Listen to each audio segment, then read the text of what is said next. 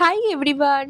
আজকে প্রথমেই তোমাদের সকলকে জানাই শুভ দীপাবলির অনেক শুভেচ্ছা ও ভালোবাসা। আর আজকে একটা ছোট রিকোয়েস্ট করব, আজকের দিনে তোমরা মজা করতে গিয়ে কিন্তু ছোট ছোট চার পায়ের বাচ্চাদের কিন্তু কোনো রকম বিরক্ত করো না। ওরা তো আর আমাদের মতো বলতে পারে না, কিন্তু এই শব্দবাজির আওয়াজে কিন্তু ওরা যথেষ্ট ভয় পায়, তাই ওদের পেছনে না লাগাই খুব ভালো। হতে পারে আজকের ভিডিওতে ব্যাকগ্রাউন্ডে অনেক আওয়াজই আসতে পারে, যেহেতু আজকে কালী পুজোর সবাই আনন্দ করছে সেই কারণে এটা কোনো ম্যাটার করে না।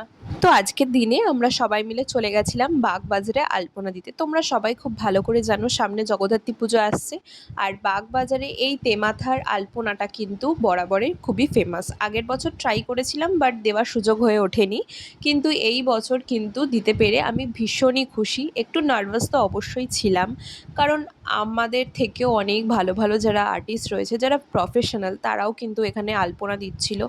তো যাই হোক, সেটা হতে পারে খুব একটা বড় কথা নয়, কারণ আমি তোমাদেরকে আগের ভিডিওতেই শেয়ার করেছি ওখানে জাস্ট আমরা আমরা আমাদের মজা করতে যাই, একটু যেটুকুনি জানি সেইটুখানি সবার সামনে তুলে ধরতে যাই।